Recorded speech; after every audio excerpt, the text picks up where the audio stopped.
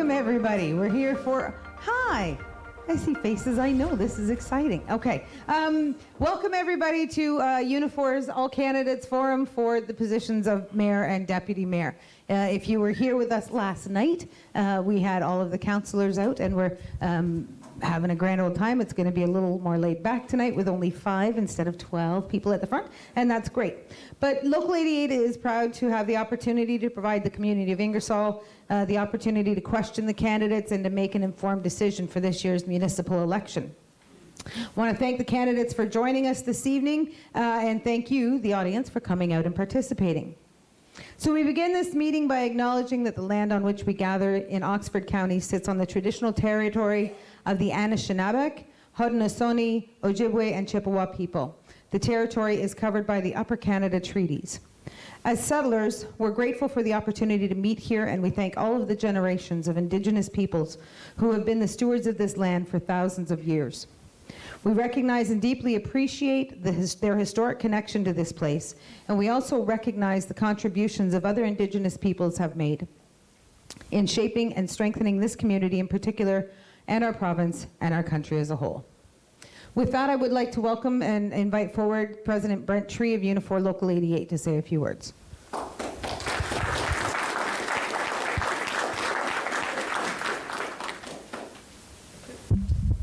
Thank you, Colleen.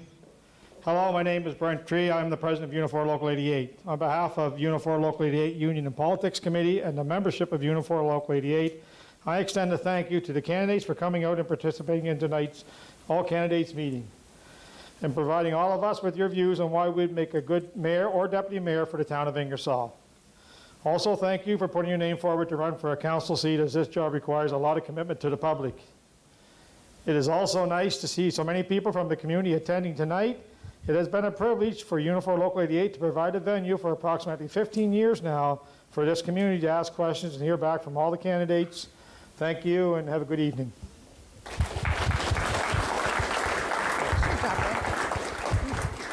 Okay, now for the official stuff that we have to go over, the housekeeping that we need to take care of before we start our evening.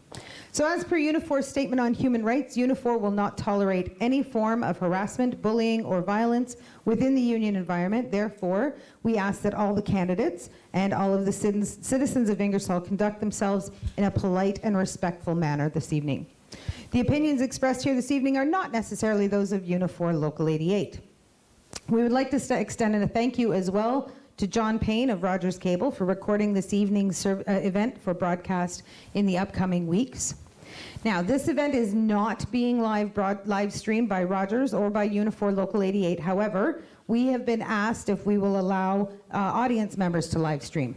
So in consideration of everyone who is here and attending this evening, I will now ask if anyone has any objections to anyone from the audience live streaming the event.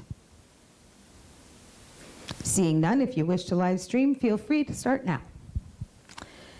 So this evening, you're going to see some faces that you've seen before and some that you may not. As I said, my name's Colleen Wake. I'm the chair of the Union and Politics Committee here at Local 88, and as well the recording secretary. Usually I'm your moderator. Tonight I have an awesome, understudy who's going to be doing that job tonight, and that's Jeff Lewis. Jeff Lewis. He's also a member of our Union and Politics Committee. He's going to be handling the majority of the questions tonight. Timer at the back, Mike Van Bokel. Wave, there you go. For our AV assistants, Alan Fisher and Keith, oh my goodness, Keith Ackworth. Wow. I was going to call you Keith Fishburne, and I know how much you like that. So I apologize. They've been fabulous with making sure everything is set up and ready to go. And all of the other members of our Union and Politics Committee who are here this evening for all their hard work on getting it set up and ready to go for you tonight, including Charlotte Johnson at the back, and Mark G. There we go. So if you've been before, you'll know the format goes as follows. All of the candidates will have 2 minutes to introduce themselves. Mike, stop pushing buttons. You'll understand why in a minute, folks. So the candidates' names were randomly drawn to determine the order of seating prior to the all candidates meeting. So we will be starting at this side and working our way through for introductions, and it'll be the reverse for when we're done. All the questions here at Local 88, we always have them come from the floor. We have you asking the questions. So what we do ask is that, so we can get through as many questions as possible this evening, when you come to the microphone, please state your name and ask your question. You have 1 minute to do that. We need to be really cognizant of that so we can get as many things. After the 1 minute, the microphone will be turned off. Okay? So due to COVID, we are still being extra cautious. We have, Alan, are you doing it again tonight? Okay. We have Alan placing a microphone cover on the microphone for you before each question, so it's, you have, your protection there. Please, when you're done asking your question, take the cover with you. All right, and he'll come up and put another one on. We should have enough for all of the questions tonight. However, if you happen to be returning to the microphone for another question, bring yours back up and you can use the same one, okay? Also, if you've asked a question and there's someone in line who has yet to answer or to ask their question, please be respectful and allow them to go ahead and ask their question, and then we'll go ahead with yours after. So the questions will be directed to the candidates in order of random seating. So the first question that's asked will be initially directed to Fred on the far right. Your far left, my far right, sorry. And then each candidate will have an opportunity to answer that question as well. We'll continue that on. Second question going to Brian, third, so on down the line until we get through 2 rounds. We're hoping to get through 2 rounds of that. If we do, at that point, you will be able to determine who you would like your question asked of. Okay? Each of them will have an opportunity, as I said, to answer the question as well. So the first person will get 1.5 minutes. Everybody else will get 1 minute. Fair enough? Perfect. So we have very strict time policies here, and I know some of you know that. We're pretty harsh on it. We do have, instead of the fancy bell to entertain you this time, we have timing lights at the back, and the candidates will be able to see whether their light is green and they can talk, whether it's yellow and they have 30 seconds left, or if it goes red, then their microphone is turned off and they're at the end of their time. So they will also be provided, as I said, a 2-minute closing statement, and we'll be doing that in the reverse order from introductions. At the conclusion of the all candidates meeting, we'll have about a half an hour here to be able to come up and talk with them, or they will be mingling around and having conversations with you. After 9:30, you're more than welcome to chat out in the parking lot until the police come and tell you to get off the property. However, we're going to be closing up the hall here so the volunteers can make the end of their day. Hopefully everybody's set and ready to go, and with that, I'll turn things over to Jeff.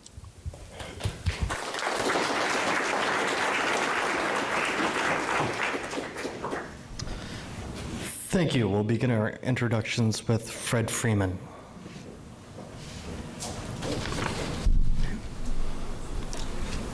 Good evening, and thank you to everyone for...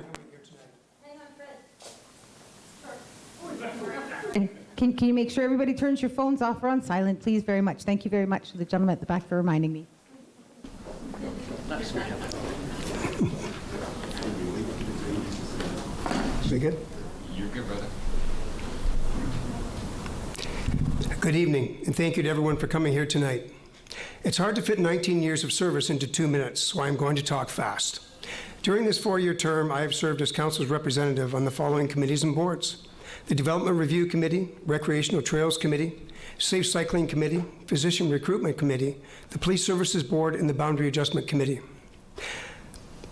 During this term, previously I have served on the Services Seniors Board for 16 years, Museum Advisory Board, BIA Board, Downtown Revitalization Committee, Strategic Planning Task Force Committee, the Multi-Use Recreation Center Committee, and I mentored the Youth Advisory Council. And yes, there are far more ad hoc committees I have been involved in during the years as I have served as your deputy mayor. I have the position of deputy mayor, and I take it very seriously, and I make myself available to council, staff, and to you, the constituents, on a regular basis. You asked us to stop the dump, and we did. I traveled with the mayor, council, and staff members to numerous meetings with the ministries, begging them to listen to us. As you know, they did listen. I was chairperson for the Boundary Adjustment Committee, and after many years of negotiating, we were successful in bringing 1,500 acres of land into our community. A good portion of that land is already being sold to developers for industrial and residential uses. I plan to continue working with our neighbors in order to bring in more lands to Ingersoll, because we are growing, and we cannot wait until we are almost out of developable lands before we restart negotiations. I was instrumental in creating the Fusion Youth Center, the Safe Cycling Committee, the Recreational Trails Committee, the splash pad in Victoria Park, the pond in Smith's Ponds Park, and I helped encourage Conestoga College to locate here. Ladies and gentlemen, I can go on and on. However, 2 minutes is simply not enough time. As you have heard, I don't just talk about what I'm going to do. I do it. I've done it. I'm committed to serve you. Thank you.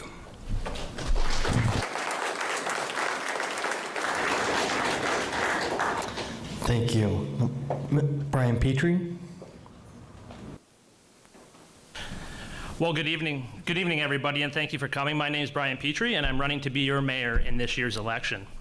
My slogan is change with experience. I think we can all agree that organizations over time need change. It keeps them strong and in line with the views of people and brings new ideas and perspectives to the table. I've ensured change in this election. Nope, there we go. I've ensured change in this election by not running for my council seat. There will be at least one new face at the table this fall. And I'm offering change at the leadership level. I believe now is the time for change as our community has new goals and challenges, and I believe my skill set and experience will be the best to move us forward toward our goals over the next 4 years. Experience. At leadership level, experience matters. I've gained the experience needed to do this job competently day one and represent our community.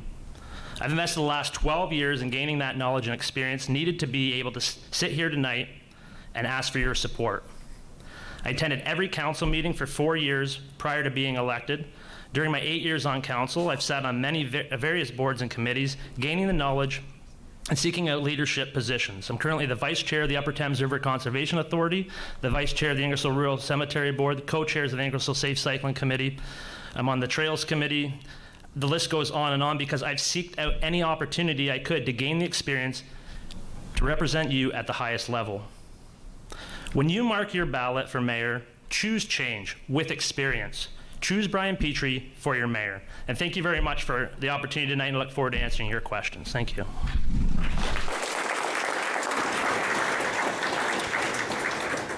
Thank you. You guys please stand up when you're speaking, is that possible? Unfortunately, we can't. Sorry, we can't do that.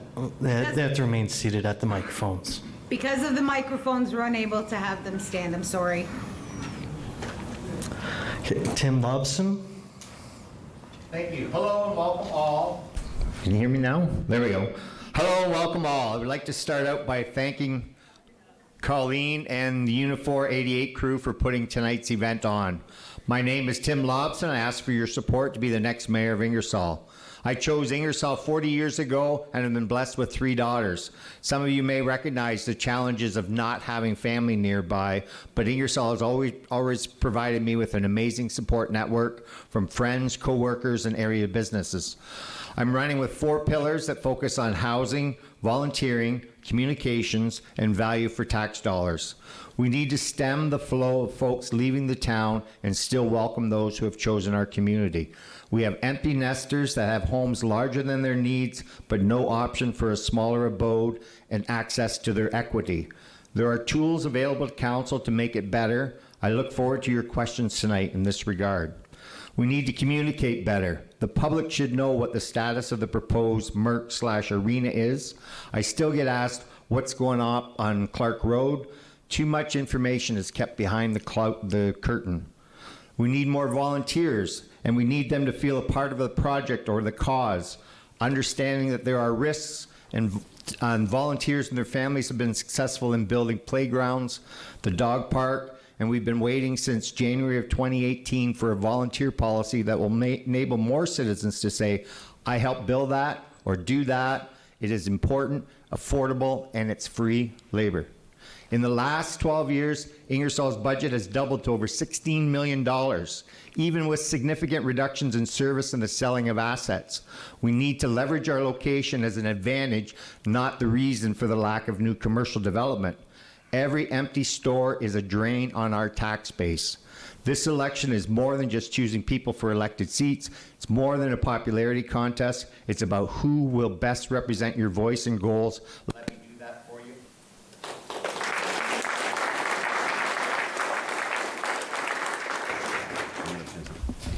Can we just get all the candidates to pull the microphones nice and close to your faces, please? That way I can get the proper levels of sound. Awesome. Thank you.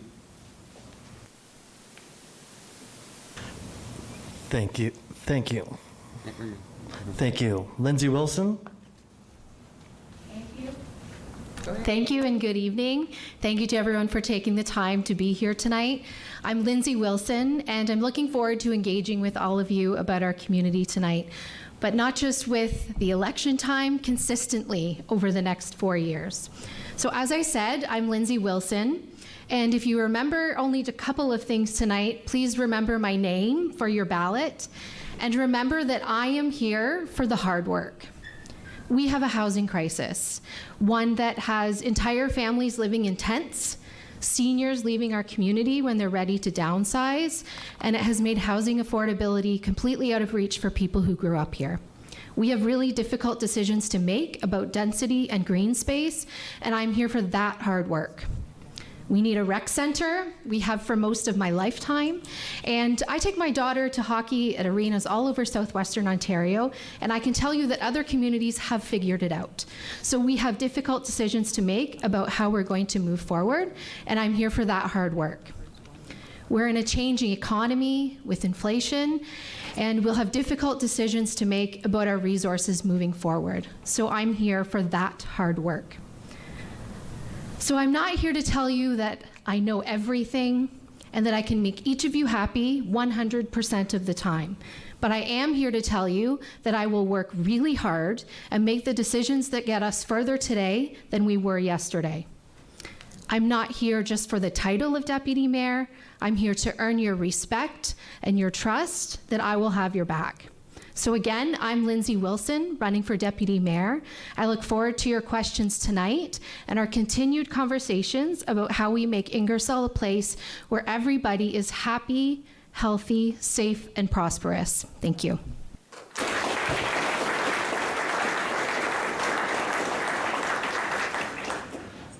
Thank you. Ted Comiskey? Thank you to Unifor Local 88. You know my integrity and the great respect I have for the mayor's position. I work hard and fight hard for this town. In my first year of becoming mayor, I was told we have high debt, low reserves, no land for industry. Our water, wastewater, storm drains, and roads are badly outdated. And yes, Walker would like to put 18 million ton of waste on our lap. Today we have good reserves needed to face challenges of the future. Our debt of $9 million will be less than $1 end of next year. Our taxes are lower than Woodstock and our par with Tillsonburg with no increase in the last 2 years. We have added 1,500 acres of Southwest Oxford, sold our land on Clark Road. That will help pay for the servicing of our new industrial area. Industry brings housing, housing brings commercial. Ingersoll only has 2 seasons, winter and construction. And that's because we have done phenomenal work to bring our water, wastewater, storm drain, and roads, our Ingersoll's infrastructure, up to grade. The dump is dead. They have no site, they have no environmental assessment, and I have fought and won the right for us to say no. We need more long-term care facilities, affordable housing, senior residents. So we need a strong relationship with the county, the province, and developers to make this happen, and it will happen. We need a rec center badly, and we are shovel-ready upon receiving federal and provincial dollars. We also need expanded recreational activities like pickleball courts and other things for residents of all ages. If you are looking for experience, I have 12 years of county council and committees, 2 years as deputy warden representing Oxford and earned the respect of my fellow mayors. I'm on the Board of Health. I met with multiple ministers and have a very good relationship with them. I have represented the town of Ingersoll throughout Ontario, overseas, with dignity and respect, and I feel I have that respect in return. I have worked hard for the town, and I promise to continue to do so. Thank you so much.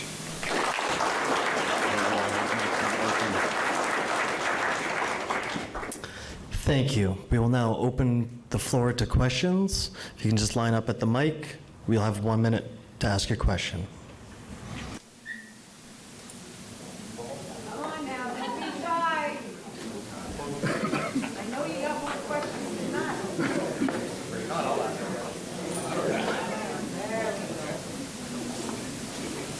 Somebody has to do it. My name is Scott Davis.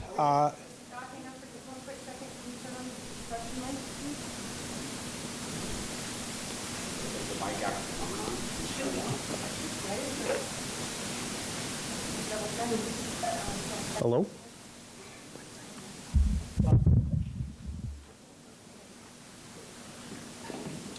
Hello? Try again. There we go. My name is Scott Davis, recent newcomer to Ingersoll. When I arrived in town, I read the strategic plan 2022. I'm interested in knowing which of the 4 goals is the most important to you and why. Hold on. There you go. Thank you. We will begin with Fred Freeman.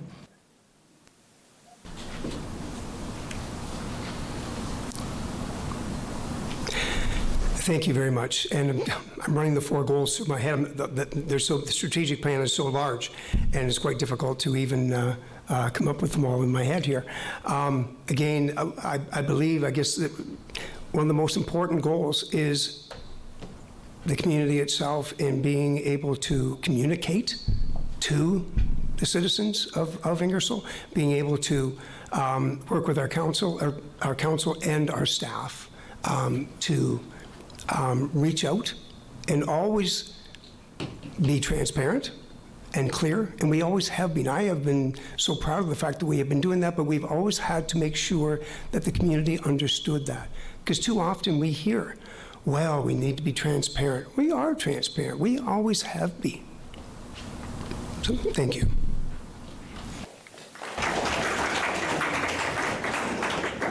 Thank you. Mr. Petrie? Thank you very much, Scott. Great question. The strategic plan as a whole. Now, housing is obviously, to me, a very important issue within this community, and we need to do a housing strategy and see where we can do that. But what Ingersoll really needs, what all they have in common is investment, okay? We need to invest throughout Ingersoll.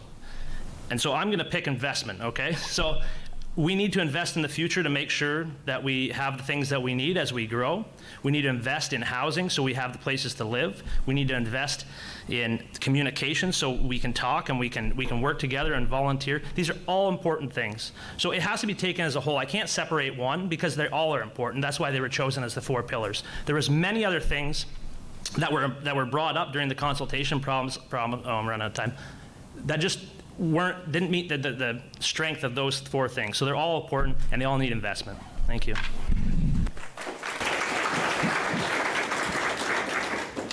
Thank you. Mr. Lobson? Try this again. Oh, it worked. If you watch the video of when the strategic plan was developed, there was a large map or a word blurb thing, and it showed what was really important to the community. And one of the very first ones was affordable housing, and the council took that out. They said, we don't like that word. We don't like affordable housing as a word. On a housing thing, housing is the most important, okay? For seniors, we've got a bad loop for a cycle for housing. You should be able to sell your big home, buy a small home to retire out of.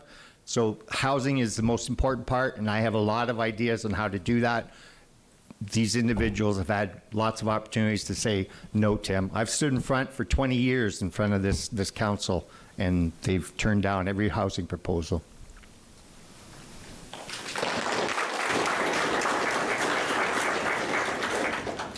Thank you. Ms. Wilson? Scott, I'm not sure where you went, but welcome. I think my favorite part about the strategic plan is when it refers to putting modern wheels on the municipality. And, you know, within that, it talks about housing, of course, everyone's approached it.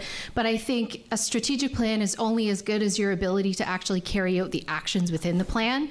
So I would like to see us start in housing, focusing on a secondary plan that allows us to address some of the zoning issues that, you know, create the housing crisis in the first place. So things like creating smaller homes on smaller lots and really addressing the density so we can get the type of housing we actually need. Seniors came up yesterday, and I'm sure it will come up again. But you know, that's something we can do. It's something we could do and be really happy with the outcome. So I'd like to start with probably the secondary plan.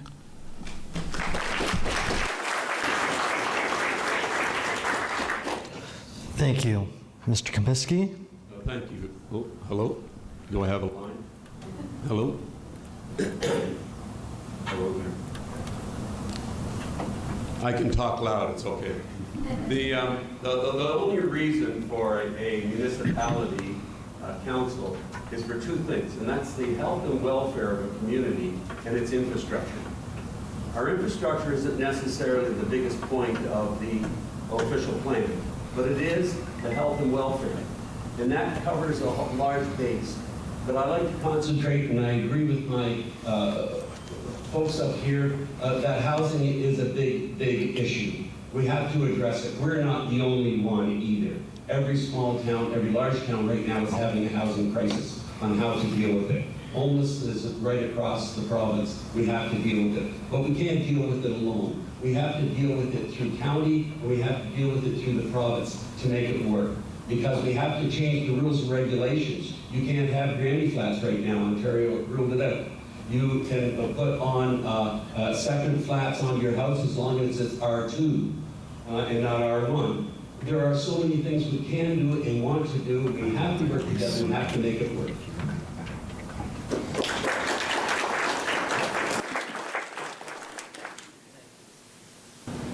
Thank you. We're now prepared for the next question. Good evening. My name is Mike Watson, and I'd like to first thank each of you for being here tonight and sharing your time with us.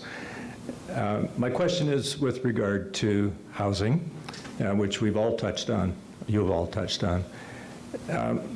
In looking around the county, we see other communities who appear to be developing faster in terms of the numbers of apartment dwellings, numbers of affordable housing, the whole gambit.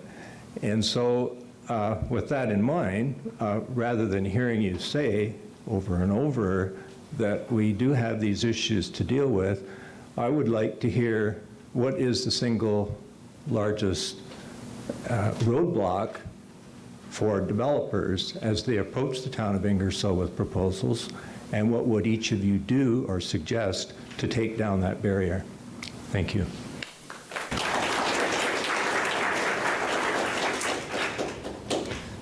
Thank you. We'll begin with Mr. Petrie. Perfect. Thank you for thank you for the question. I only have 2 minutes, but I could spend about 5 days on this, so here we go. First of all, the biggest, it's always finding available land. There's only so much land in the town of Ingersoll, and it's owned by developers, so it's all about ownership. So who owns the land and what do they want to do with it? We got to get the land in the right hands. We have very limited to do that, but we have to create those policies and incentives to be able to bring those right developers in. We have one through Auburn Developments. I don't know if you've seen what they're doing at the golf course. Fantastic design with trails. It has an apartment building in there. Those are the type of developers we need. We can't keep building the same thing. We have to think differently, and we need new developers to take over those vacant properties and build what we want, and we can incentivize them to do that. We've broken down barriers in the building department. We have a great staff there that is a can-do attitude now, so that's a good first step. We can look at the secondary plan. We can look at the bylaws. Anything in the bylaws to the housing strategy that's a roadblock, take it out. Let's get those people in here. Let's build the housing that we need. And yes, we took affordable housing out of the plan because that's not what we need. We need attainable housing. Everybody in this town needs housing, and it needs to be attainable. That's the key word there, and diverse. I'm not a fan of the word affordable housing because it means paid for by the taxpayer. Everybody needs housing, not just subsidized housing. Thank you.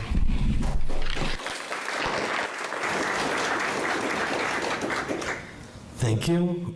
Mr. Lobson. Brian is right about the affordable housing moniker. Everybody thinks that, but what does attainable mean? Attainable means that you can actually afford to live, and you also need choice. One of the things that this audience probably doesn't know is that secondary planning process has already been engaged for the expanded lands. The Deputy Mayor Freeman just reported that all the lands have been sold to developers already. You don't know what's going on. We don't know what's going on. Auburn Developments, awesome, awesome developer. They came and they said, this is what we'd like to do. What do you think? And there was comments from the communities. Brian and I both agreed about how the trails should go. And then they went back. The problem is that we plan stuff, we allow the developers to design stuff, they don't know what we want, and then we expect a public meeting to say, oh, well, we don't want that. The developer's already invested all this time, it's already been approved by the CAO, how are you going to turn that down? You know, so we need to do that planning in advance Tell people what we need to do. We do not know that right now.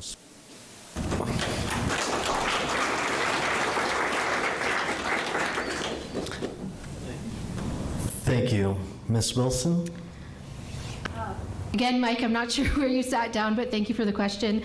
I touched on it a little bit, but I think a secondary plan is a good place to start. We are not going to solve the housing crisis by building $1 million single-family homes, and a secondary plan can help us put smaller homes on smaller lots that'll be, more affordable, more attainable, whichever word you want to use. 30% of someone's pre-tax income on shelter.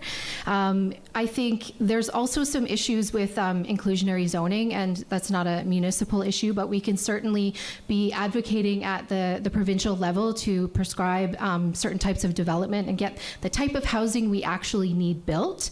I think we can be more permissive in certain areas of the community. So by that I mean, higher builds. And I'm not saying all areas of the community and, not in your, smaller neighborhoods, but certainly downtown, I don't see any reason why we can't put higher structures there, because not only does this solve, the housing, that's also a pile of consumers for the small businesses that are in the downtown.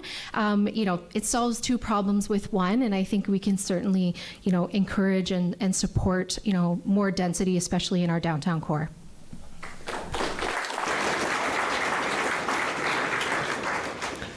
Thank you. Mr. Freeman? How about Ted? Sorry. Mr. Komisky?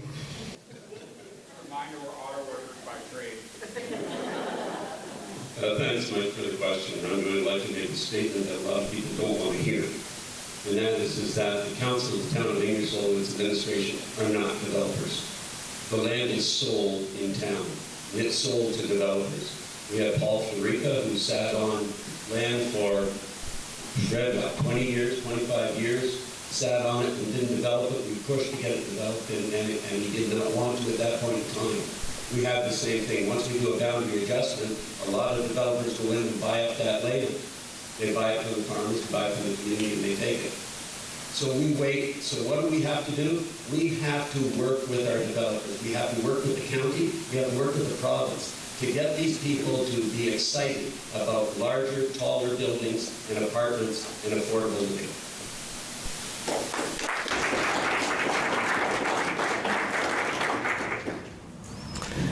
Thank you. Now it's time for Mr. Freeman. Thank you very much, Mike. Thank you, Mike. Is this working? Yeah, it's working now.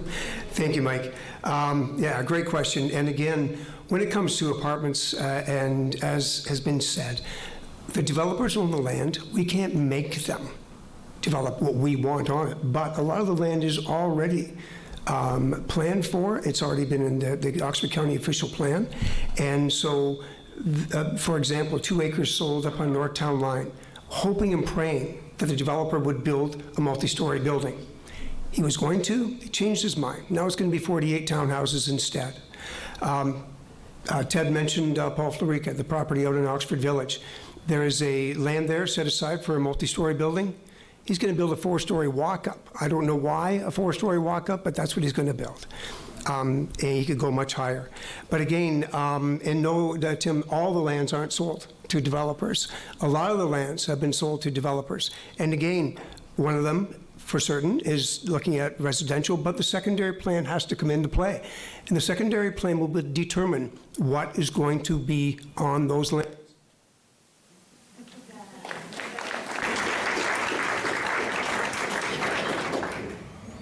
Thank you. We are now prepared for another question.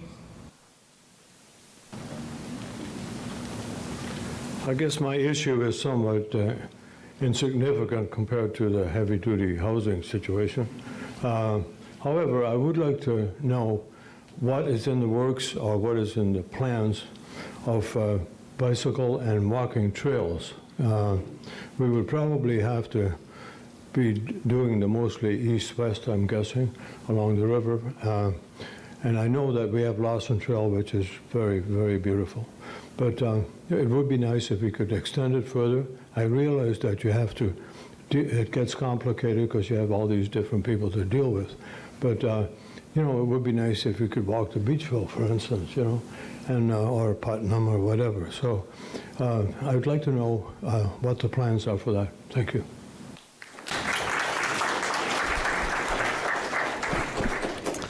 Thank you. We'll begin with Mr. Lobson. I was on the both the Safe Cycling Committee and the Trails Committee, and we helped to design the master plan, and I walked with most of these people through Butternut Woods. My thing with trails is that we need the volunteer policy to actually help it. We spent $50,000 spreading some gravel out on in Lawson Trail. I don't know how much the Butternut Woods trail costs, but until we get volunteers to come out and help, and they're out there, they're available. We learned that in the dog park. I had an orange hat on in the park, and people would actually drive by, turn around, they would come and help us build the dog park. So they're out there. People don't want to volunteer for committees. They don't want to sit on committees, but they love getting things done. We have not been able to have a volunteer team or anything at the dog park since January of 2018. And I think that's wrong. If we want trails, Brian mentioned when Auburn developments come in that we didn't have the linkage. One of the things in Cloverdale, Surrey, they actually designed the trails right in the committee, so the developer knows what to put in before they start drafting the plans. That's what we have to do. We have to plan smarter and build smarter, and it'll be a lot easier for developers to come in rather than rejig their plans again. So.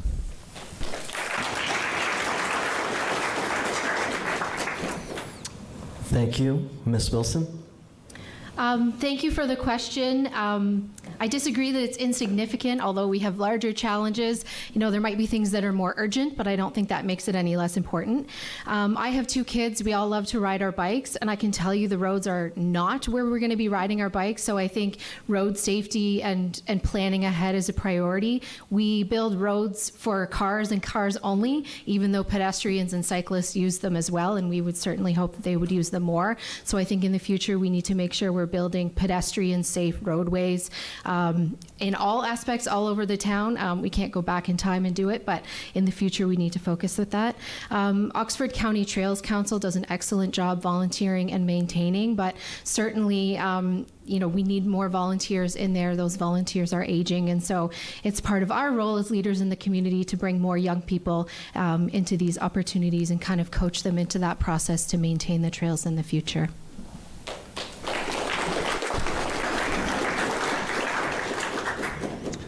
Thank you. Mr. Komeski? Thank you. And I was on the Oxford County Trails Committee about trying to link different trails together from different types of communities. The trails in Ingersoll are fantastic, and they've been developed over the last, I would say, 8-9 years and really pushed forward. And they've done great streets. The committee has done great work. I was involved in suggesting the idea that we purchase the forest between the 2 schools in town at Harris Heights and also St. Jude's, and put trails through there. And the committee, as such, has jumped on board and designed it and laid it out and done a great job of making that possible. We've had the plans put together to have more trails along the river and to circulate it through the town. We've expanded our trail system right from Highway 19 right down to downtown through the Smith's Pond, etc. We are developing, thanks John Van Dyke for the question, we are developing it and we will make it work.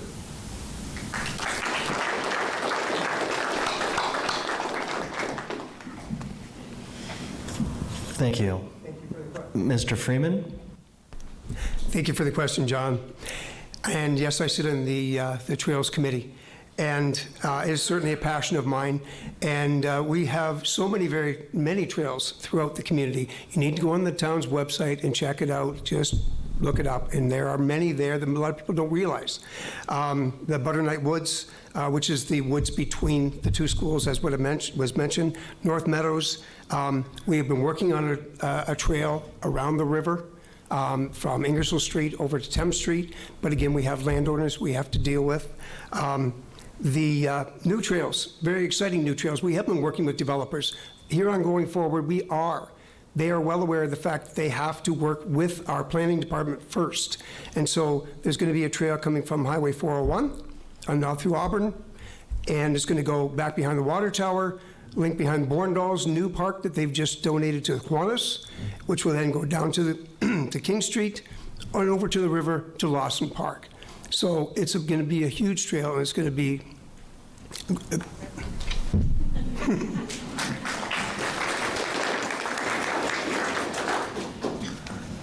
Thank you. Mr. Petrie? Well, thank you very much. I am the current co-chair of the Ingersoll Safe Cycling Committee, as well as I'm on the Recreation Trails Committee. So I have a wide knowledge of this and the planning, the aspect. If Tim had stayed on those committees, what he would have noticed was that when odd burden developments came, the Trails Committee laid out those trails and worked with the developer to make sure they were where they were supposed to be. The Safe Cycling Committee is also instrumental in bringing in this complete streets policy. So when we redo roads, everything is taken into account. There's sidewalks, which I consider urban trails, which are linking everything. We have a lot of gaps in the area that need to be filled, and they will be with that strategy. There'll be bike lanes put in where they need to be. The trails are linked together. We have a lot of investment to do in the Trails Master Plan, but it takes time because these things are not cheap, and we need to be cognizant. But again, the more people want to come out and serve on committees, please do. It's very rewarding, and a lot gets done, and there's a lot of great knowledge that's shared. So thank you very much.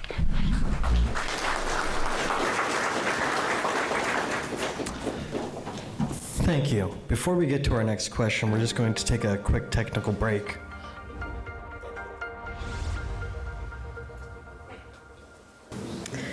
So I'm Karen Nanskiville. I've lived here almost my entire life, so I was born here. And you've all acknowledged that there's an affordable housing crisis, but the affordability issue is quite bigger than that, wherein the cost of living is going up for everyone on everything from groceries, fuel, clothing, utilities. So I'm curious how each of you propose to fund your plans or your changes that you propose to make in the next term. Specifically, what are the funding implications of your plans to our taxes?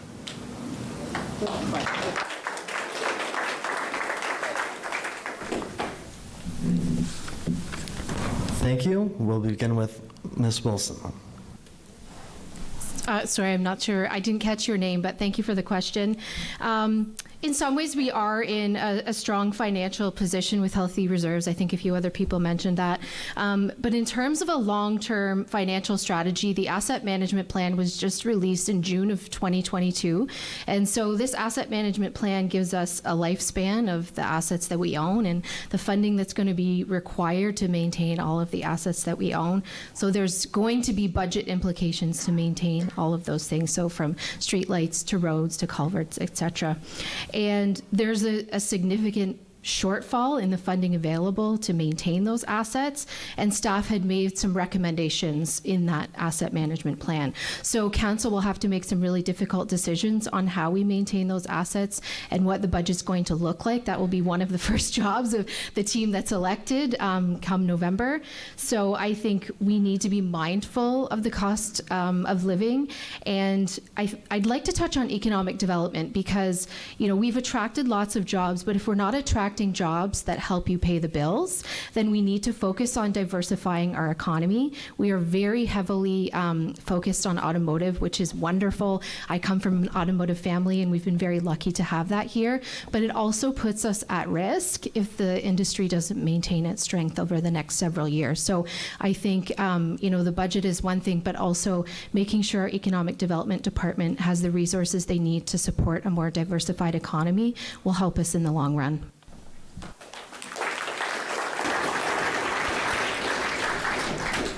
Thank you. Mr. Komisky? When it comes to asset management, boy, it works now. When it comes to asset management, we likely are ahead of a phenomenal number of communities, especially even in Oxford itself. We have a great program that we have developed. Are we there yet? No, we're not. The ministry says we have to have so much, certainly, to be able to offset the costs, et cetera. We need to build that up further. We are doing very, very well. And we're doing very, very well with our reserves. Why do we have that much money in reserves, 19 million in reserves? and that is because of asset management. We're going to need that down the road. We have to look at our tax situation and monitor it that way, so we balance it out, the cost to the community and how much we're putting away for future needs in asset management. So the levy is actually addressing that and looking after that, and the best way we can at this point in time, and it is working and is very good. Thank you.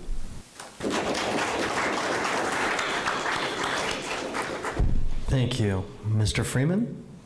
Thank you very much for the question. And again, as I'm going to mention asset management, because that's what it's all about. Thank goodness we actually have asset management, because we are now aware of everything the town has in the ground, under the ground, above the ground, and we know what it's going to cost to replace it someday. And again, thankfully, we have the ability to keep taxes low. And the reason for that is because of the fact that the town is in great shape. Look at the buildings that we have. Everything is in good condition, in great condition. We're always working on our roads. We're always putting extra money into reserves. In the past 2 years, we've been barely around 2% to 2.2% increase in taxes. And the reason for that is because we are putting money away, and we are able to do all the work that we need to do without borrowing any money at all. And so again, that's, ladies and gentlemen, that's great asset management, and it's fiscal responsibility. And that's what we have been doing all along. So.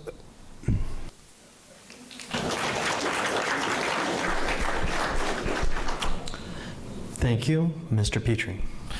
Thank you very much. So the question was, how am I going to pay for my campaign promises? Well, I've only made two, and both of them save money. The first one was that I've saved $60,000 in 8 years by not taking the optional benefit package. I'm going to continue to do that. That'll save $8,000 a year. Also, I believe the job of being on the Police Services Board is an automatic appointment. Therefore, I don't think you should get extra salary for the mayor for sitting on that. So that'll save $3,000 a year, which I'll donate to charity. We need to think, asset management and stuff is great, but we have to think about, the new council is going to come in and set priorities, and we're going to have to look at that strategic plan and how that's funded, and then we'll have to have public meetings, and then we'll have to make choices if we want to go ahead with that. There's tough decisions always to make, and so we're going to have to look at where the economy's at, where our taxpayers are at, with their ability to pay, because inflation hits us just the same. There's some things we need to do, and we may have to dip in reserves more to do that, but as far as campaign promises, I don't make a lot of them unless it just affects me, because it's a council that makes decisions. Thank you.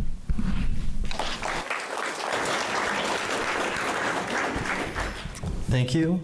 Mr. Lobson. Excellent question. I think it was Katie. We pay the equivalent taxes, 16 and a little bit $1 million. We pay the equivalent that Tilsonburg pays for their taxes with their services, everything else. We've also built our reserves by reducing services, by selling virtually every asset that we have, some which was, it really impacted the downtown, which was the walkway, the Cars walkway. We still don't know how much that was, that got sold for. So we pay enough taxes that we can survive, and we can actually do stuff. We can look at the arena, we can look at all these things, and we have really smart people working for us. We don't need to hire out-of-town consultants. We spent $320,000 on the landfill lobbyists in the last 2 years after the dump fight was won, including $80,000 this year, but we can't afford $59,000 to have a walk-in clinic. That's what we need to do. Spend smarter. Thank you. We'll now go to the floor for another question. My name is Charlie Aarons, and my question is, what are we going to do about downtown? It's a mess. Brown paper bags and empty stores. 18 of those empty stores. What are we going to do to help landlords fill them, or at least make them look nice?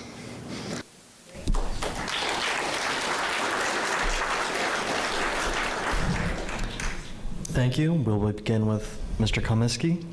That is likely one of the best questions of tonight. It is a disaster downtown. A lot of our empty stores are not owned by people in Ingersoll, and there's a lot of control we cannot have on them on how they operate or how they deal with it. It is private property, again, that it is unable for us to cross it or change anything. We have had a facade improvement plan, which allows them to be able to improve, which many councillors have picked up on it and used it to dress their storefronts and look after things. We do not own those stores. They are privately owned. And again, we can only try our best to influence them to fill them rather than having it as a tax cut or a tax benefit out of Toronto. We have to influence them to say, you can do something with this. People that want to put in a modern store and a modern clothing or whatnot walk into some of these and they're ruins on the inside. They're not taking care of them and they don't care. That's what we've got to do. We've got to get these people into the atmosphere that this is a good downtown and it has to be improved.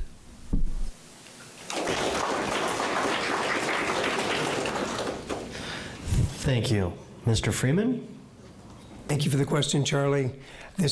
Part of this is actually in my closing statement, and most definitely, we have had the plan for facade improvement for, gosh, I can't even recall now, 12 to 15 years, something like that, and just not everyone would step up and make use of it. And a big part of it was because only 25% of it, a portion of it was actually, it could be a grant.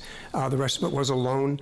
I think that we need to be cognizant of the fact that the majority of the businesses in those stores, as was mentioned, are those people are renting them. They don't own those buildings, so they can only put so much into it. Their signage, etc. The community improvement plan, I believe that we need to revisit that, and we need to, rather than just offer loans, we need to offer grants in order to actually move things forward and get more investment going in the downtown, in the core, because it is certainly needed. There's no doubt, but again, the big part of protecting the downtown core is a red light.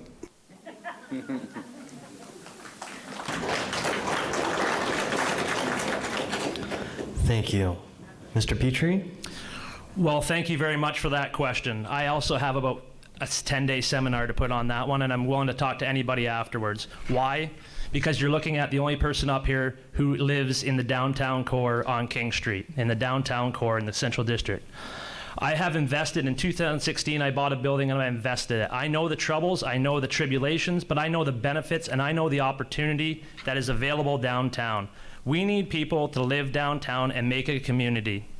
It's all about ownership. We need to take away the incentives for leaving them empty and give incentives for filling them up. I know how to do that. I'm willing to talk to anybody about it. I know the hurdles. I know the possibility. Downtown is amazing. The way forward is for people to live there. Thank you.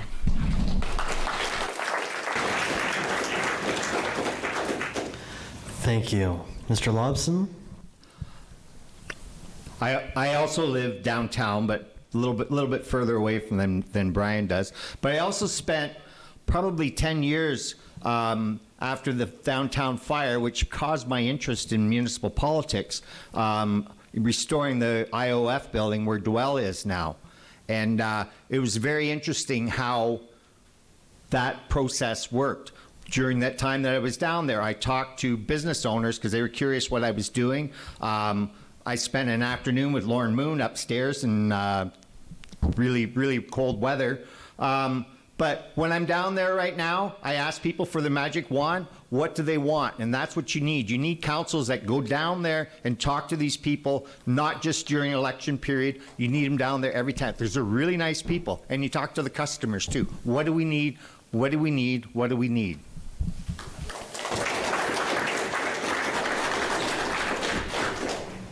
Thank you. Ms. Wilson? Thank you for the question. Like a few others have mentioned, I think, to start with, there's not a lot of motivation to fill or repurpose a vacant building, so we could start with those kinds of things. A community improvement plan can be a really good tool to incentivize people to make better use of that space. And, it's not just the storefronts. There's lots of space above those stores that could address the housing issue that we have been talking about all night. So those are some tools available to us. But I also want to ask, I'm not going to shame anyone, but who has shopped downtown at least once this week? amazing. That is a tool we can use every single day. And so, it is up to the community to also, make the effort to spend some time downtown so that these small businesses can make a go at what they're trying to do.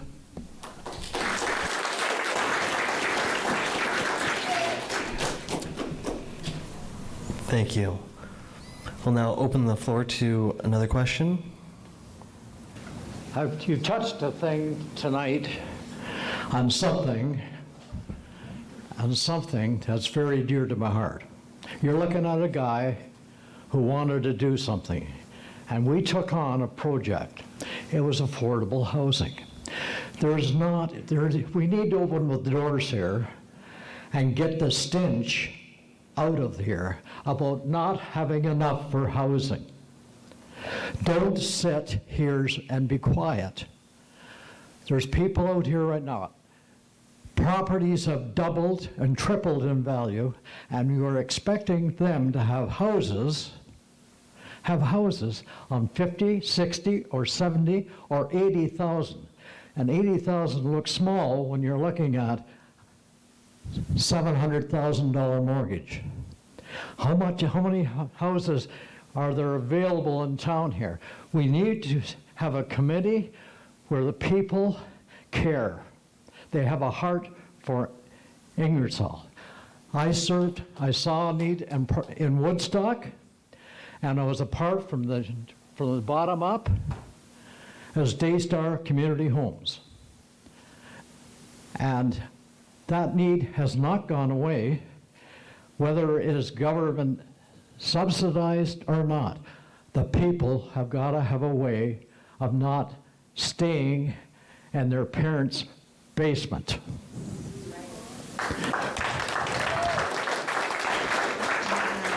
Sir, can you make that as a... Did you have a question? A question to any of us, because I didn't hear strong support. Now, affordable housing may have a stench. What's the question? But it can be corrected. So what is the question? The question is, what plans right now, and who are you tapping into to solve the problem? I mean, we've got people here. It's okay. We have the question. We have to give an opportunity to answer. Sir? Sir, we're going to start they're going to answer the question now. Okay. Thank you. We're going to start with Mr. Freeman.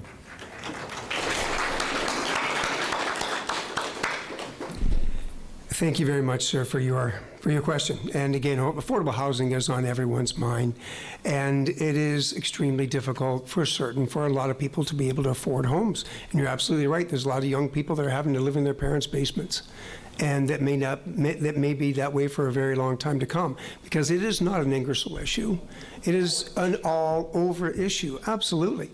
And so what is Ingersoll going to do about it? We are, sorry to say, quite limited in what we can do. The taxpayers of Ingersoll, their property taxes, that's where our income comes from, is your property taxes. And so therefore, that's what we use to build your roads and make everything as best we can for you. And so therefore, when it comes to housing, making it affordable to you and you and you and you, it's all different. Everyone is different. So it's not so much affordable, it's make it more affordable to more people.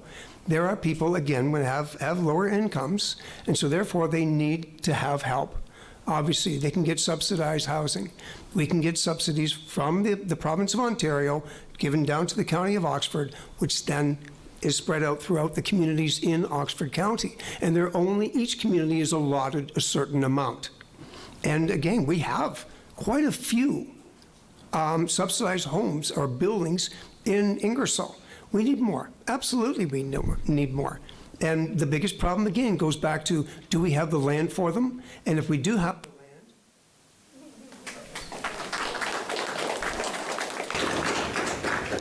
Thank you. Mr. Petrie? Thank you very much. I plan on being in this community for quite some time, and right now I can't afford a house in my own community. That's sad. My wife and I, we have normal jobs. We should be able to afford a place in our community, and so should everybody else. There's people way less fortunate than me, though. I have a place to put my head every night.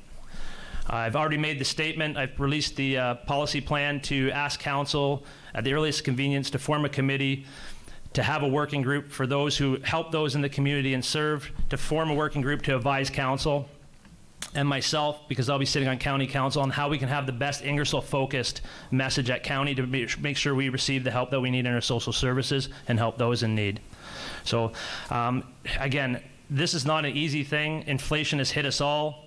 Our pocketbooks don't go as far as they do, but there are things we can do, including lobbying the federal government to make the hard decisions and make sure that the planning document that they have fits our needs and not the developers' needs. Thank you.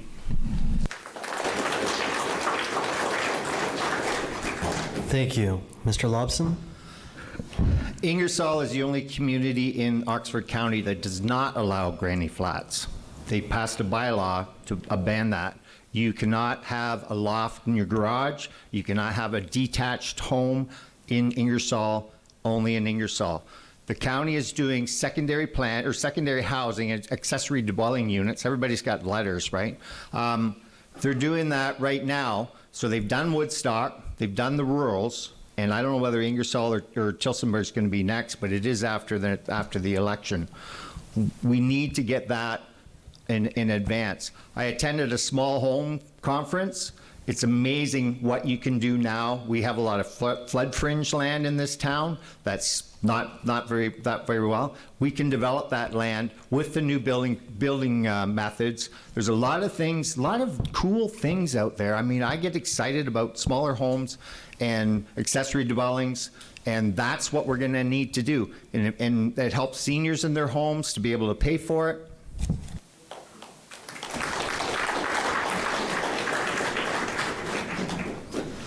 Thank you. Ms. Wilson? Thank you for the question. I actually went out a few weeks ago and had conversations with people living in our community who are living homeless. And I did it because, I knew I couldn't change the problem overnight, but I wanted it burned in my brain that there are people who need us to stop making excuses. And there are options for transitional housing, which I think is maybe what you were getting at. And transitional housing provides someone with the home they need, but it also provides them with the coaching and services to be employable, to have the life skills, and that transition them back into our community to be able to have a job and secure permanent housing. And transitional housing is something that we can do in partnership with other levels of government. We just have to advocate for that in our community. There's other ways we can put housing up quickly, prefabricated concrete and mass timber. There are solutions. We actually have a prefab concrete business right here in our community. So there are solutions. We just have to.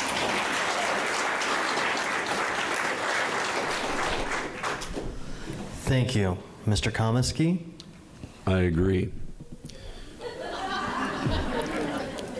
We need help here.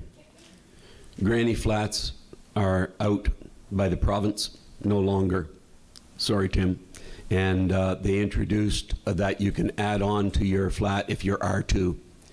And so that you can actually put a granny flat or whatever, if you go through the building codes and the bylaws that approach it on entrances and parking, et cetera, et cetera. I'm with the county, and there is likely $1 million available to us if we would like to have housing built in Ingersoll. We have to have a developer who's going to take it over, and there is no developer right now that will take it because he can't get the return fast enough. That is a problem. We need to change that. We need to change it so that we bring developers from wherever and introduce the idea that there is $1 million there for you, and here's what we need to have you produce: high rises with lower income rentals, et cetera. That's what we need to do, and that's what we have to develop and work with the problem.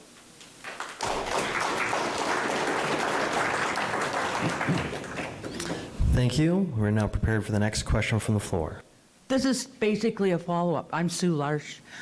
Mr. Kaminsky, I believe that Tim mentioned that the County of Oxford and Town of Woodstock, City of Woodstock, does have diverse residential housing available, that they have a policy in place.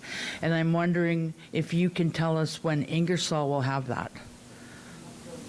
Like You can have somebody living in your basement if you have like a granny suite down there. That's my understanding. Am I right?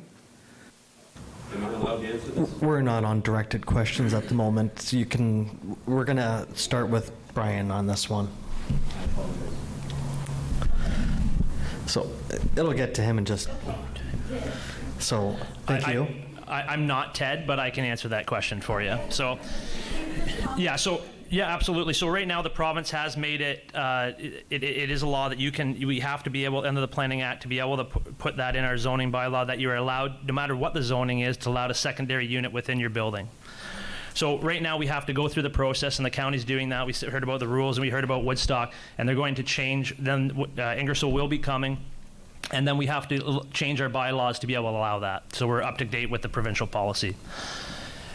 What is lacking in that is the government should have made it a right. And what that means is if you had a right, you could just go to the building department and get that permit ready and go. Right now, the problem with the way it's being done now is if it's done piecemeal, some neighborhoods may be able to do it or some might not. You'll get NIMBYism and people, I don't want that in my backyard. We need those secondary units, and we need them now because they're an affordable option, not only for people that own a house that's worth $600,000 to provide income for them, but also affordable housing for someone else to live in. The province has dropped the ball on this. Before the election, they made a housing announcement. After the election, everybody thought, okay, they're going to come out swinging to get this problem solved. Nothing. Crickets. We need stronger provincial, and I'll be advocating that 100%, that they put the policies in place in the provincial policy that we have to follow so we can make the better decisions for our community.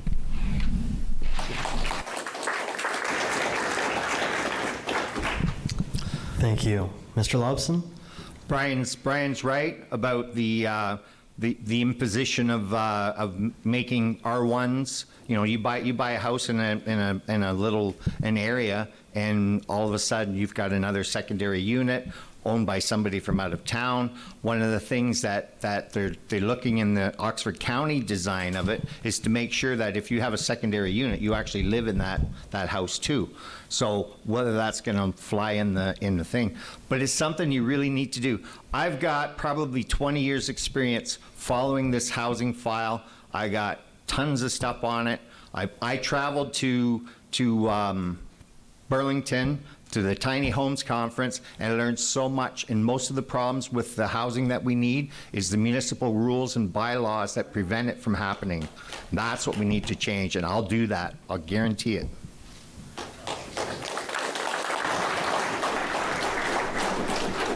Thank you. Ms. Wilson? Thank you for the question. I mean, we've talked about the bylaw changes that need to happen in order to be more permissive in these kinds of things. But I also think it's worth acknowledging that, you know, when we're talking about incremental development, we're talking about, you know, regular people who have never developed their property before will have to go through the building permit process and will all of a sudden become a landlord. So I think what we can also do is help people build the capacity to navigate those processes once the bylaws are in place, and become really good landlords and tenants once we get to that point. Because if people don't know how to develop their property and how to be good landlords, we're kind of setting ourselves up for failure in the long run. So I think the bylaws need to be coupled with really building the capacity of the community to take on those roles.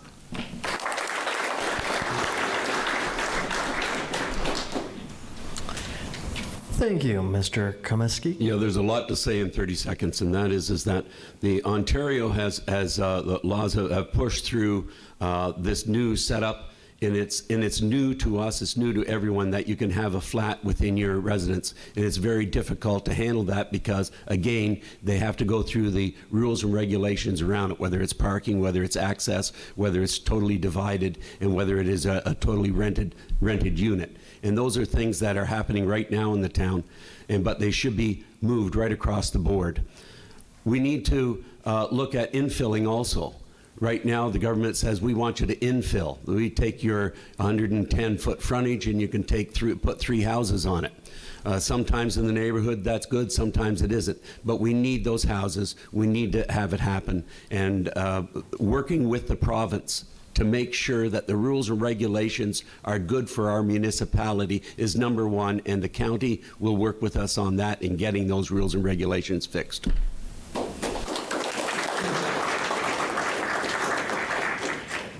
Thank you. Thank you very much, Sue, for the question. Again, granny suites, granny flats, in-law suites, there's a lot of confusion around what is what out there. And what is the province recently, as of January 1, outlawed was the granny suite or in-law suite in the backyard. That's what they stopped. No more of that. And that's now, because they're now allowing secondary suites in all zoning.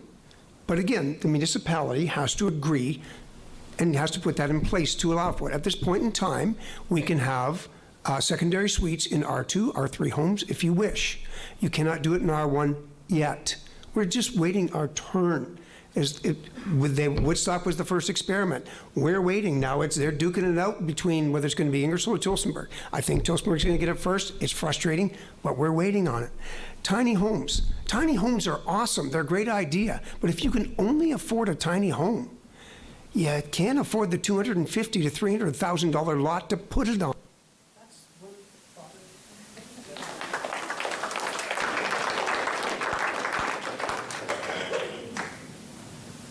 Thank you. We will now take another question from the floor.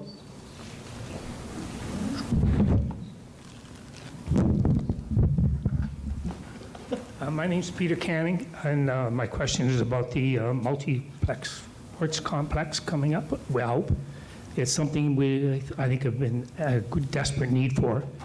2015, we missed an opportunity for a provincial event. We're going to lose another one in 24. I heard tonight that we are shovel ready. My question is, where is the shovel going to be dug, and why?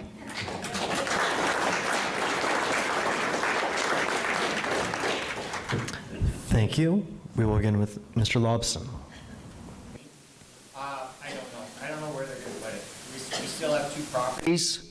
We still have two properties, the Northtown line, which we've spent, we don't know how much, but probably at least $100,000 to try and figure out whether Zora will even allow us to build over there. And we've put a $500,000 dirt pile on top of the proposed one at Clark Side Road. Because we only went to a single pad and a 200-seat arena, we're not allowed to charge development charges or development fees to the other brand new people that are coming into town. So we all have to pay for another arena again. And that was very short-sighted thinking. If we're going to have growth, we need to have the new people come in and help to pay for that new arena. We had we lost the opportunity the first time to do the thing. They gave us reasonings. We didn't have a partnership for to build the arena. They stopped everything. They stopped the fundraising part. Every approved project has fundraising behind it, and sometimes 7 or 8 years. We have not raised $1. We've taken money out of your pocket to put it into the reserves, but we need that fundraising because it shows the government that the community actually wants it. So we don't have a plan to pay for it. So right now, it's either in Zora Township or underneath a $500,000 pile of dirt. That's where it's located.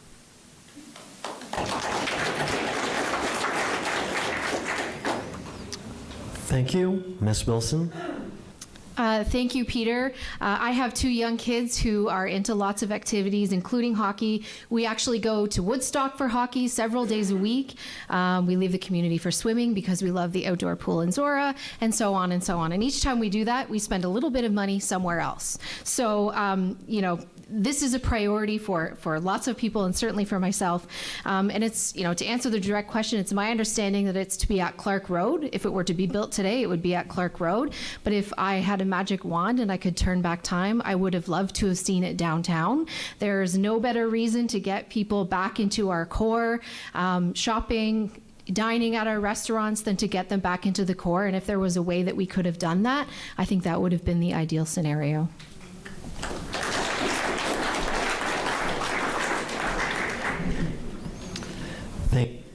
Mr. Kaminsky. Yes, I'll be able to say this as fastly as I can. The grant system, the grant we lost wasn't because of that which was spoken of. What it was the fact that there was going to be an election, and the government would rather put out little bits of money to a lot of people rather than a ton of money to one residence, and that's how that happened. When the infrastructure dollars comes down from the federal to the provincial to us, we will be applying again, and we hopefully will get it. The idea is that before the COVID, it was going to cost somewhere anywhere between $25 to $28 million. You know what prices have done? It's going to be likely 35 or more. That's not the amount that we want to put on a levy for the municipality, so we have to wait for provincial and federal funds to make it work. The site is there because we have to be shovel ready. That's why it's there at that point in time. That's not necessarily where it's going to be, because we can move that site when it becomes available and we can design more sites. So we had to be shovel ready to apply, and that's why that site on Clark Road is placed.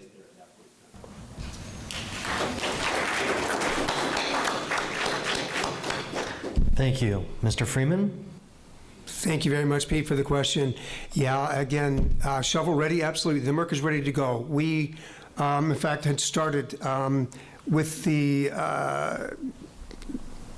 plan to go ahead and far as fundraising and so on. We were all ready to go. And then along came this thing called COVID and stopped it. So where's it going? That's what Pete wanted to know. There's two potential possibilities. And again, where it is now, where we are planning out on Clark Road, or potentially the land on the off of North Town line, which is in Zora Township. If we can work out a boundary adjustment agreement with Zora, that would be great, because we can get that land for about $8,000 an acre. Okay, $8,000 an acre, 56 acres. Our land out there, 12 acres, we're selling it for $200,000 an acre. So look at the difference. Again, jobs, taxes, and the amount of money coming in, $2.4 million we would have to help pay for developing it out on Zora. So it would be fantastic.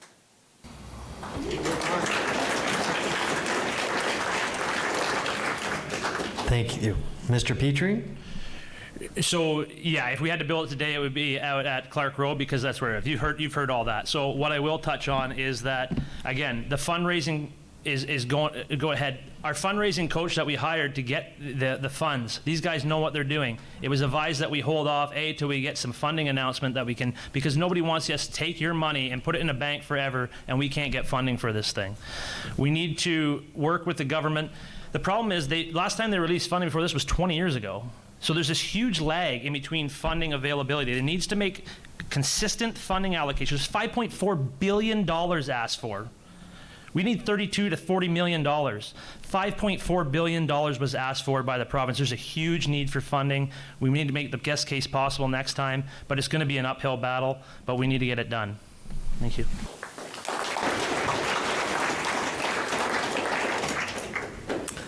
Thank you. We are now prepared for another question from the floor. Good evening. My name is Kim Parker. I was born and raised in Ingersoll, and after many years of traveling and living all over Canada, I'm really honored to be moving back to my hometown and to call Ingersoll home again for a very long time, hopefully. My question this evening deals specifically with there are many social service organizations and frontline volunteer groups who in Ontario, Oxford County, and specifically here in Ingersoll, who are seeing anywhere from 200% to 300% increase in the number of persons accessing their services because they're experiencing homelessness or food insecurity. We're hearing that that number is going to increase. Things are going to get worse before they get better.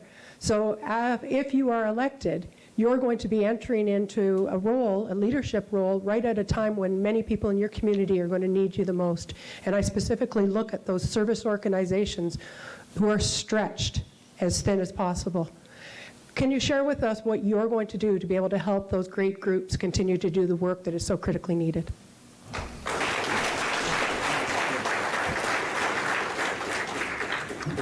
Thank you. We will start with Ms. Wilson. Thank you, Kim, and welcome back. You're absolutely right in that there has been a significant increase and that we probably have not seen the worst of it. And, not to be doom and gloom, but I think what we really need is people who are going to be willing to advocate to other levels of government that we need the services in our community. It is not good enough to say that it is in Woodstock and therefore we have it. It's not good enough to say it's in London and therefore we have it. Outreach services are a perfect example. We have them during business hours. People are homeless 24 hours a day.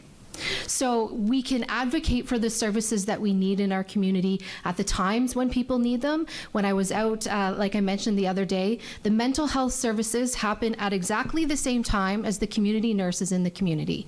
So you have to choose between seeing the nurse or getting mental health care. So sometimes it's just a matter of being open and communication, but I think we really need to advocate for having what we need right in Ingersoll. It really is not good enough to say it's somewhere in Oxford County. People are needing the services available to them right here where we live, and I am more than happy to advocate for having those services available to our residents here.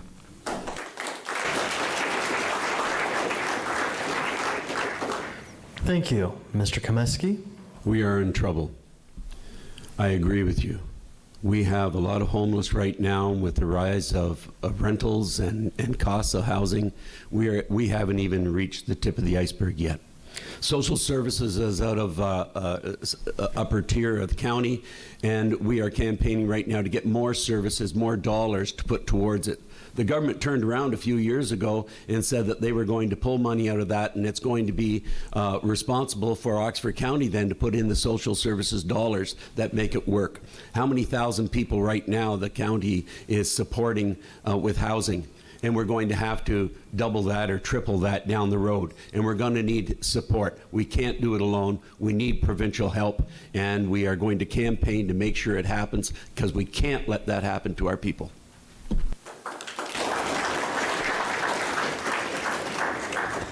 Thank you. Mr. Freeman?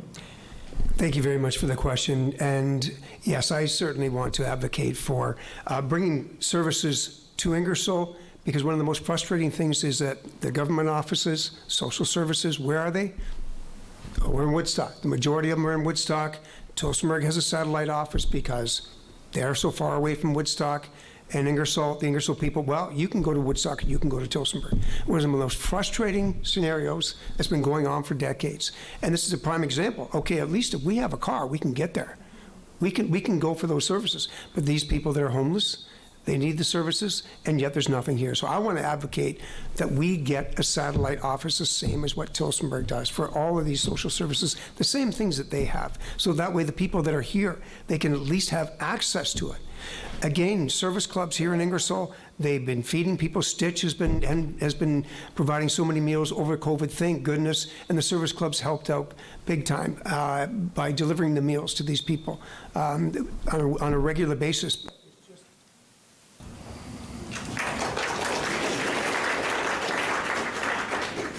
Thank you. Mr. Petrie? Thank you. As I've stated before, one of the first things I'm going to ask council to do is form a working group of those very groups that help those in need. We do not need to duplicate services because we have those experts in our community. We need to support them and bring them together. We have great service organizations that can help as well. Everybody's willing to step up. We have an issue that we need to solve now as an Ingersoll-focused solution. With that information, I can take that to County Council and use that Ingersoll focus to make sure that we get the services that we need in our community. It's important that it be about Ingersoll. We need to solve the problem. It's not even homeless. There's a lot of people who are near homeless who are just about not be able to make it. And we need to solve that problem now, or it's going to cost us a lot more money in the future.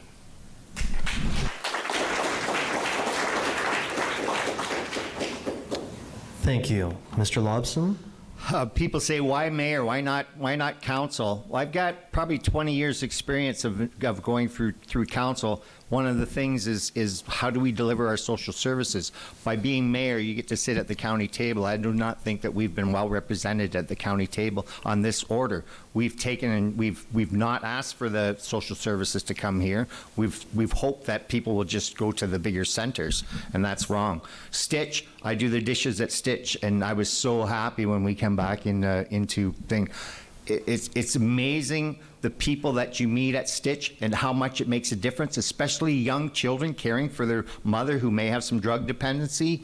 There's miracles that happen every week at Stitch, and I want to make sure that we have those things. I'd love to talk to anybody about this afterwards, because it is a big issue, and it's not something I can explain in a minute and a half. So sorry.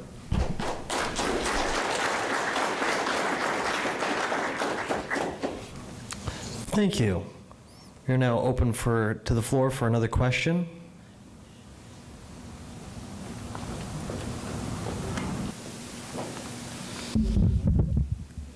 Hi, everyone. My question is, Fred was one of the first friends I made when I came to town. And can you hear me?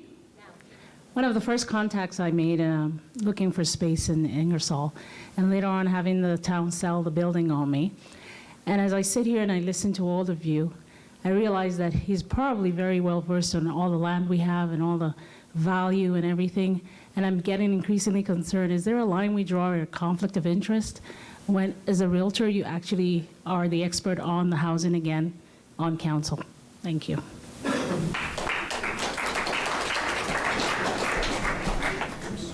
didn't get the question. Okay. Can you repeat the question, please? My question is there not a conflict of interest with your role on council, being a realtor and having all these housing issues we have to address? And we're going first to Ted. Thank you. We're not on directed questions yet. That's okay. Right. So we'll start with. Conflict, Thank you for the conflict of interest is not a general term or a rule term. As mayor, I cannot ask a person to leave council because I feel that it is a conflict of interest. It is the sole councillor that has to decide on whether he feels that that is a conflict of interest. Sometimes it's just a reference as such that implies that there might be an issue. Sometimes it is a financial situation that inhibits them. But it is the sole councillor that makes that decision, not the mayor, not administration, not anyone else. So I believe that as a motion comes forward, councillors have to look at that motion and say, does this affect me financially? Does it affect me as far as a personal goes, that I'm going to have some form of gain from this unit? And I'm not going to reflect on Fred's conflict of interest. I can only say what the rules and regulations are, and that it is actually up to the councillor themselves. Thank you.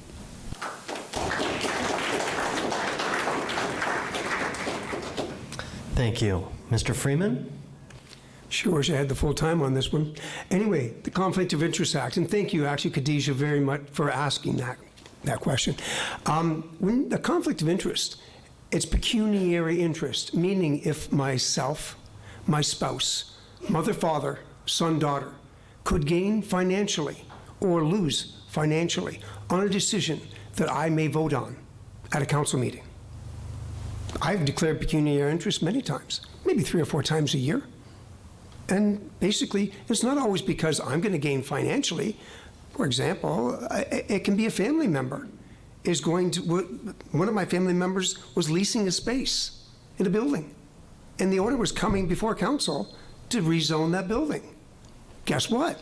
It affected my son directly. So therefore, it was indirect to me. I had to declare pecuniary interest. I left the room.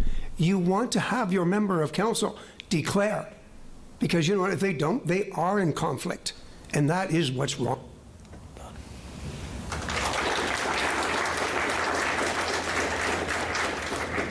Thank you. Mr. Petrie? Yeah, I conclude with that as well. You absolutely, if the problem is not declaring a pecuniary interest, it's not declaring it and taking part in the debate. I have declared multiple pecuniary interest over the time. I own a business in town. I own property in the town. You do not want me making that decision, because how are you supposed to separate being what's best for me and what's best for the town? That's why we have multiple people on town that makes decisions. So when somebody has that issue, the others can step aside and they can make the decision what's best for the town and the town people. And you don't have to worry about it being a conflict between somebody's conscience and doing the right thing and doing something else. And I can guarantee you that this man has declared pecuniary interest every time he needs to, and he's not the town's real estate expert. He is a counselor first. Thank you.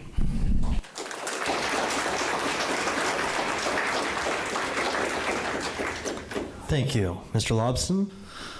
One of the hardest things you can do in any organization is to combat rumors and innuendos and things like that.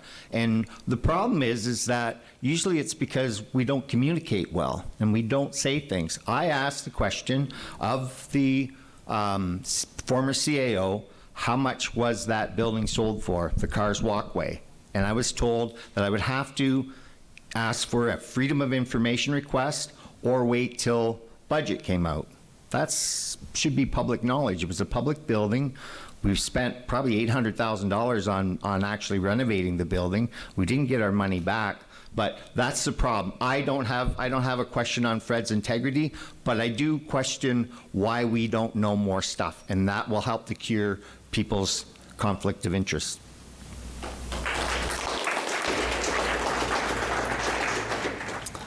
Thank you. Ms. Wilson? Thank you, Khadija. There you are. Thank you. Your question was, do I own real estate or something that I might have to declare, miss a vote to declare conflict of interest? So I suppose it's just a simple answer of no. But thank you for the question.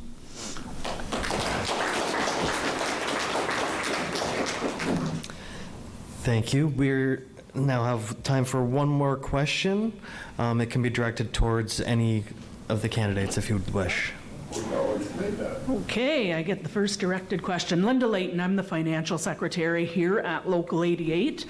I guess my question is to everybody, really. In 2019, we built a beautiful addition of offices here on the hall, and we ran into our share of difficulties dealing with the corporation of the town of Ingersoll, and it was very frustrating. And we're talking about housing and bringing development into the town. What are we going to do? What are you prepared to do to make sure that those difficulties, the roadblocks, are lifted so that the developers aren't afraid to come here?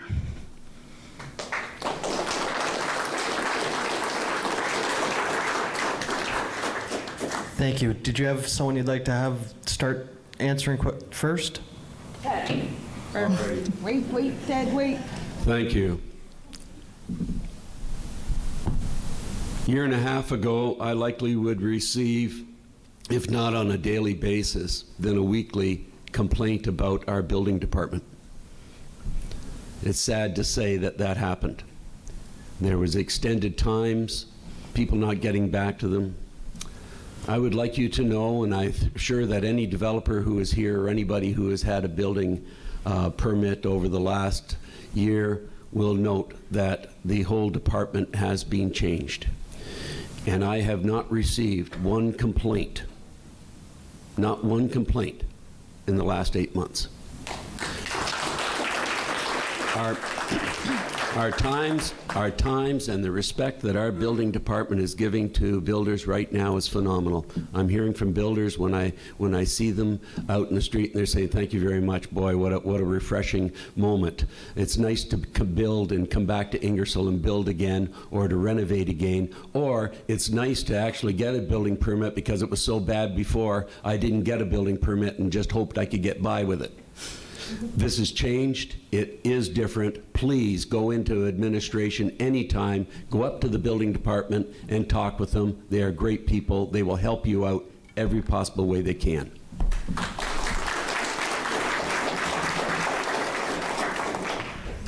Thank you. Mr. Freeman?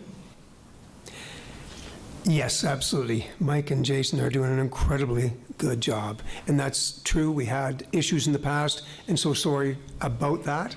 But, you know, again, it takes time. You can't just make huge changes in a department overnight and in a matter of a few months, et cetera. It really does take quite a bit of time.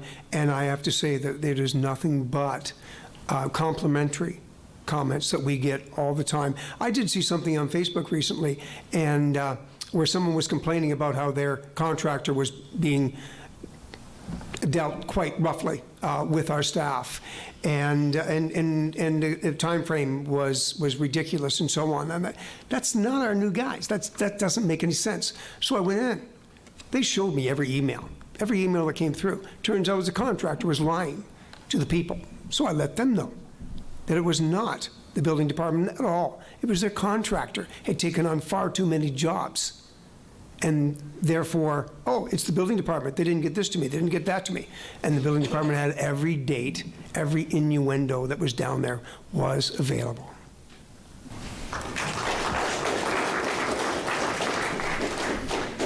Thank you. Mr. Petrie?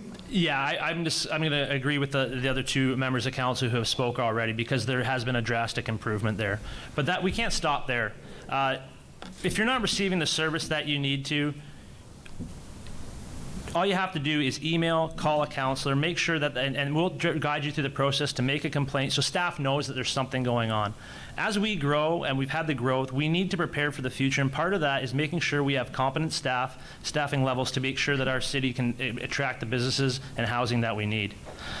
It's going to take time, and we need, I got both, okay. Is that it? Am I done? Oh, okay.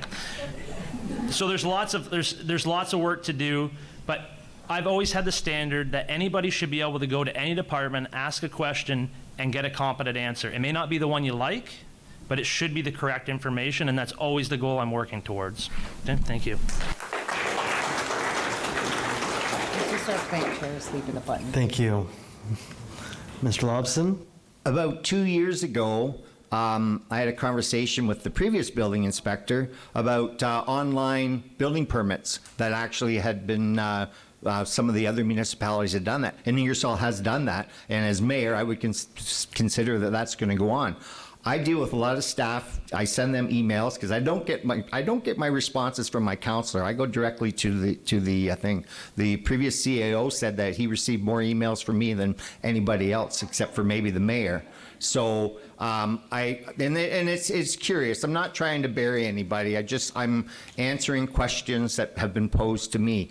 One of the questions that was posed back to me is, why do the people keep coming to you for answers? And I said, you know what? That's something for staff and council to decide, not for me. They ask me a question, I will try and find their answer. Why they're not satisfied with the answers they get from council, I don't know. But it is something else. And we also need to sort of tweak our building building permit costs. Almost got it all. Thank you. Ms. Wilson? Thank you for the question, Linda. Nice to see you. This is an issue we've already talked about, has been addressed in the building department. And, one of the events that came back after the pandemic was the mayor's breakfast. And Ted talked quite extensively about the issues in the building department and the things that had been addressed, in that case for the business community, but certainly for other members trying to make changes in the community. So one of the better things to come out of the pandemic was this huge digital shift in a lot of things that we were doing. So my question would be, are we where we need to be in terms of digitizing the services that we offer to residents? And, we're starting to, but there's probably more work that could be done to make it more efficient and accessible. So that's probably the next step of where we need to go.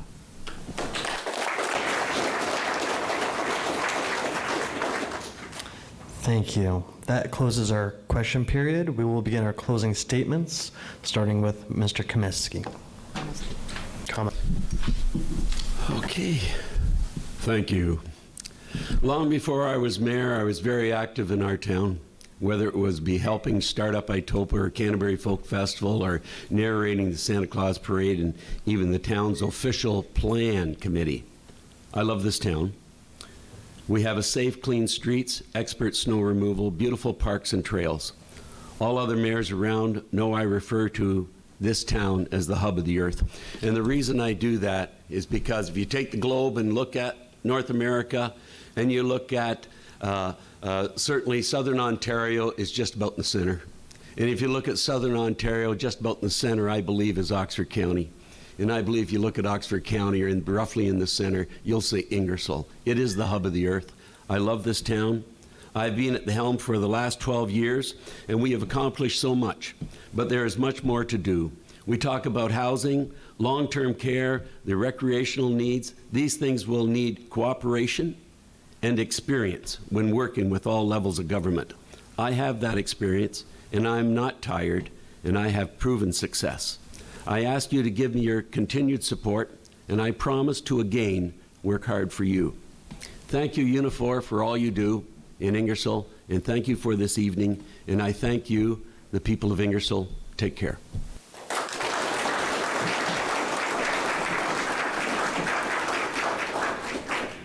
Thank you. Ms. Wilson? Thank you to Unifor for putting this on for a second night in a row and providing us with this forum. And thank you to all of you for humoring all of us up here tonight. The challenge for me as a new candidate is actually not my skill or my experience. And I hope I've demonstrated to you tonight that I am ready to be your next deputy mayor. The challenge can actually be as simple as name recognition. So I'm going to say it again, and I hope that you'll repeat my name to your friends and your family. I'm Lindsay Wilson, and although I can't promise to make your problems disappear, I can promise you that I am ready to get to work, to show you what compassionate leadership can look like and what's possible in our amazing little town. But I do have a favor to ask you.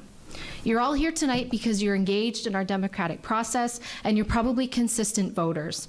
So when you receive your mail-in ballot next week, find a young person in your life and show them the process. Answer their questions and talk to them about why it's so important to vote. We can improve our community simply by getting the next generation engaged in our democratic process. So please do that. Now, I think we've heard tonight that there is a lot of work to do and no time to waste in getting it done. So I look forward to working hard and having continued communication, not just during election time, but consistently over the next 4 years. I know that together we can work for an Ingersoll where everybody is happy, healthy, safe, and prosperous.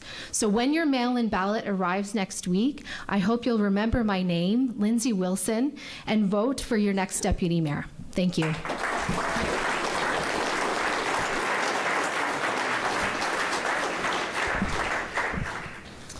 Thank you. Mr. Lobson? Thank you, everyone, for joining and for your questions this evening. I'm looking forward to getting the chance to meet you afterwards, either here or online. Send me a message, whatever you're comfortable with. And my name's actually in the phone book, if you can find a phone book. With your vote before or on October 24th, I promise to be a leader that works with you and for you. Over the last decade, I've had countless people in town personally reach out to me for help and guidance about problems they face or looking for answers. Municipal issues have been my hobby for the last few decades, and these folks appreciate my assistance. I take advantage of the tools, training, and literature for solution finding and handling situations from simple to complex. I've spent hours studying and gained considerable knowledge of alternative housing methods. I've already gained support at the County Council on housing issues. Municipalities are actually required to provide housing for all. And that's something that Councillor Bowman last night said we've been waiting to woo developers. We have not had a new apartment building built in this town since 1979. That means there's something wrong here. It's not that we don't make too much money, you know. So anyways, ran into a lady and she sold her house so that she could move into her mom's house so that she could afford to pay for the long-term care. That shouldn't happen. When her mom dies, they have to sell that house because the estate wants it. They don't know where they're going to be. They also have a high-functioning autistic child as an adult. He's been on a waiting list for 10 years. That is wrong. I look forward to having the opportunity in leading a town of 13,000 people who are of many demographics and intersectionalities. I've worked alongside different persons who have unique needs. I want to be the voice for the common folk and small businesses who work hard to pay their bills and put food on the table and enjoy this town they choose to invest in. Vote Tim Lobson for mayor. Together we can create the future. If you got a chance tomorrow, there's the March for Truth for Reconciliation.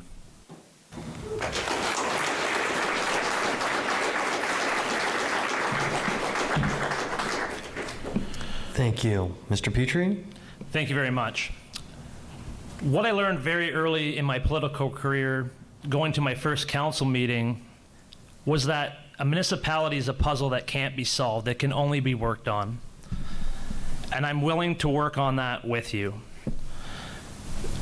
The other thing that I heard tonight, all the questions could be tied together in one word, and that's investment. People of this community want investment in this community. They want it on diversified, attainable housing. They want to see community involvement invested in. They want accessible health care and recreation. They want to prepare for the future through investment, and they want to invest in economic growth within our community. I've invested the last 12 years of my life learning the skills needed to do that. So I'm asking for you to invest in me so we can have those returns. On October 24th, or when you get your mail-in ballot, choose Brian Petrie for Mayor of Ingersoll. Choose change with experience. Thank you.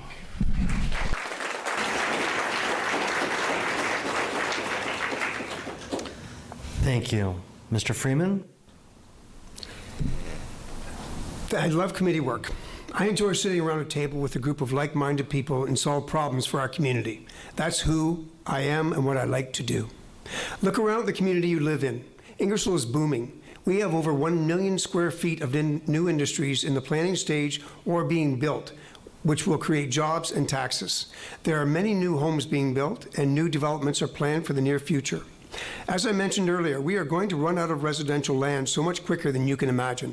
We need to begin negotiations right away for our future growth.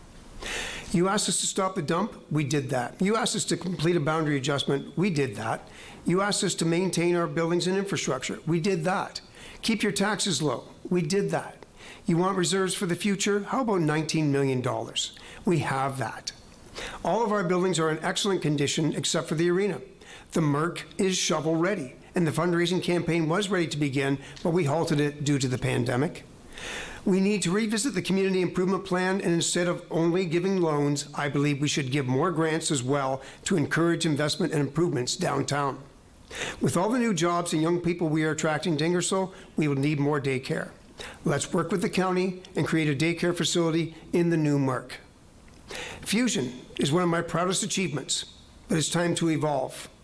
Let's partner with a developer who will build a 6-story rental apartment building with a portion being deemed affordable.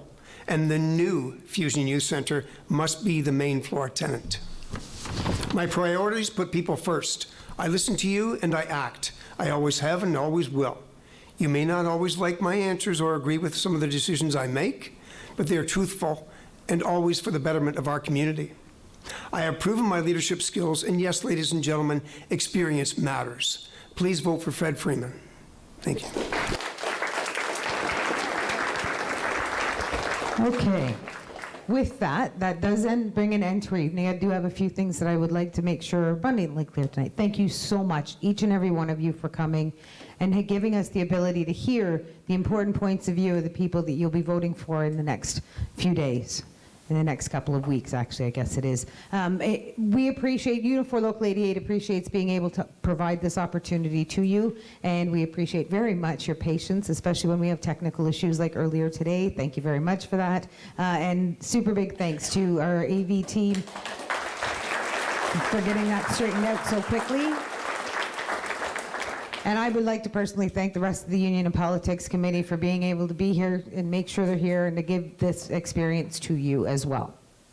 So just before we go for the night, please know that you do have about a half an hour or so that you're welcome to engage with our candidates here as well. And that one last thing. How about a round of applause for all these folks who actually put themselves out there and have answered your tough questions tonight?